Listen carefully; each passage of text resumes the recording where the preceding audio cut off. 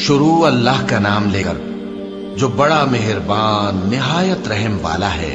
جو چیزیں آسمانوں میں ہیں اور جو چیزیں زمین میں ہیں سب اللہ کی تسبیح کرتی ہیں، اور وہ غالب ہے، حکمت والا ہے۔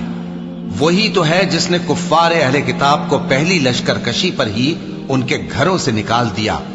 مسلمانوں، تمہارے خیال میں بھی نہ تھا کہ وہ نکل جائیں گے، اور وہ لوگ یہ سمجھے ہوئے تھے کہ ان کے قلعے ان کو اللہ کے عذاب سے بچا لیں گے، مگر اللہ نے ان کو وہاں سے آ لیا جہاں سے ان کو گمان بھی نہ تھا، اور اس نے ان کے دلوں میں دہشت ڈال دی کہ اپنے گھروں کو خود اپنے ہاتھوں اور مومنوں کے ہاتھوں سے اجاڑنے لگے۔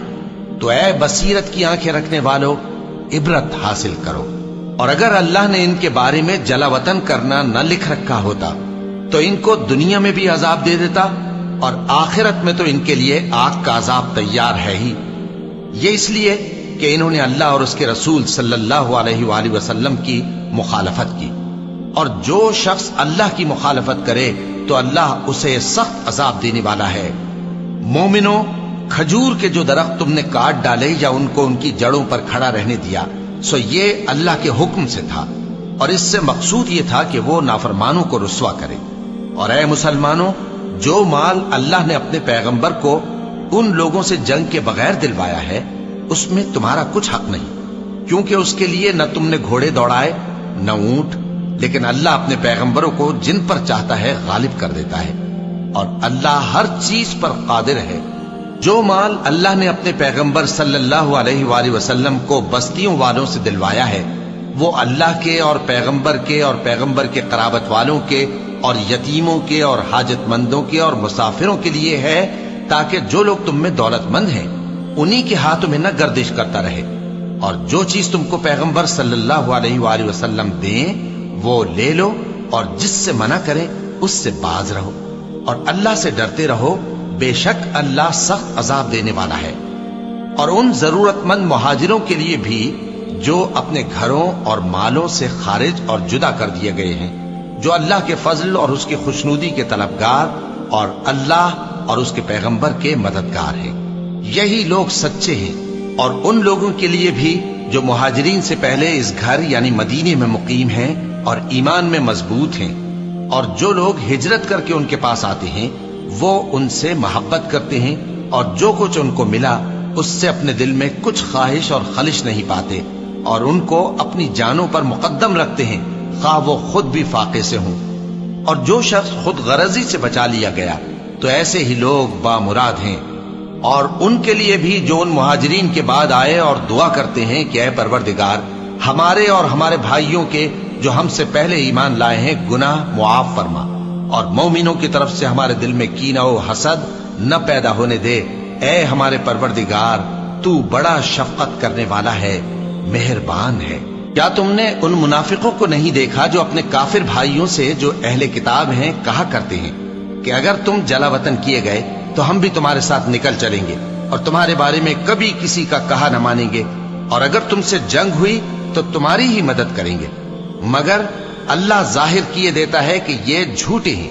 اگر وہ نکالے گئے تو یہ ان کے ساتھ نہیں نکلیں گے، اور اگر ان سے جنگ ہوئی تو یہ ان کی مدد نہیں کریں گے، اور اگر مدد کریں گے بھی تو پیٹ پھیر کر بھاگ جائیں گے، پھر ان کو کہیں سے بھی مدد نہ ملے گی۔ مسلمانوں، تمہاری ہیبت ان لوگوں کے دلوں میں اللہ سے بھی بڑھ کر ہے، یہ اس لیے کہ یہ سمجھ نہیں رکھتے۔ یہ سب جمع ہو کر بھی تم سے نہیں لڑ سکیں گے مگر بستیوں کے قلعوں میں پناہ لے کر یا دیواروں کی اوٹ سے۔ ان کے آپس میں بھی بڑی لڑائی رہتی ہے، تم خیال کرتے ہو کہ یہ اکٹھے ہیں، حالانکہ ان کے دل پھٹے ہوئے ہیں۔ یہ اس لیے کہ یہ بے عقل لوگ ہیں۔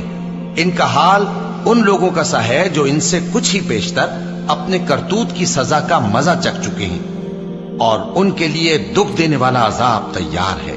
منافقوں کی مثال شیطان کی سی ہے کہ انسان سے کہتا رہا کہ کافر ہو جا، پھر جب وہ کافر ہو گیا تو کہنے لگا کہ مجھے تجھ سے کچھ سروکار نہیں، مجھ کو تو اللہ رب العالمین سے ڈر لگتا ہے۔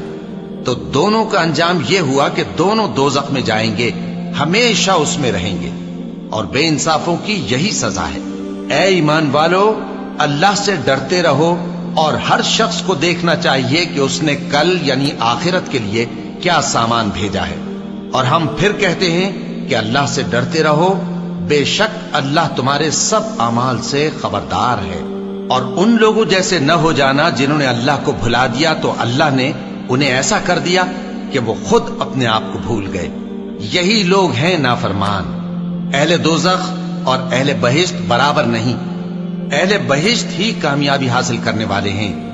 اگر ہم یہ قرآن کسی پہاڑ پر نازل کرتے تو تم اس کو دیکھتے کہ اللہ کے خوف سے دبا اور پھٹا جاتا ہے۔ اور یہ مثالیں ہم لوگوں کے لیے بیان کرتے ہیں تاکہ وہ غور کریں۔ وہی اللہ ہے جس کے سوا کوئی معبود نہیں، پوشیدہ اور ظاہر کا جاننے والا، وہ بڑا مہربان ہے، نہایت رحم والا ہے۔ وہی اللہ ہے جس کے سوا کوئی عبادت کے لائق نہیں، بادشاہ حقیقی، ہر عیب سے پاک، سلامتی دینے والا، امن دینے والا، نگہبان، غالب، زبردست، بڑائی والا۔ اللہ مشرکوں کے شرک سے پاک ہے۔ وہی اللہ تمام مخلوقات کا خالق، ایجاد و اختراع کرنے والا، صورتیں بنانے والا، اس کے سب اچھے سے اچھے نام ہیں۔ جتنی چیزیں آسمانوں اور زمین میں ہیں سب اس کی تسبیح کرتی رہتی ہیں، اور وہ غالب ہے، حکمت والا ہے۔ صدق اللہ العظیم۔